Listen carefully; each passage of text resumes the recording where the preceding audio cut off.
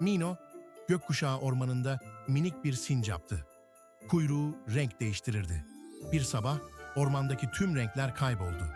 Her yer solgunlaştı. Üzgün hayvanlar. Mino cesaretini topladı, yaşlı baykuş Bilgo'ya gitti. Bilgo, renkler korktu.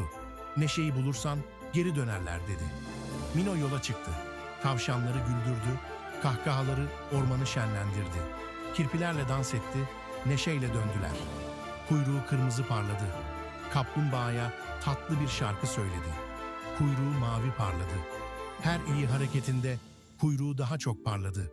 Renkler yayıldı. Gökkuşağı ormanına tüm renkler geri geldi. Herkes sevindi. Mino gülümsedi. Renkler içimizdeymiş. Herkese umut saçtı.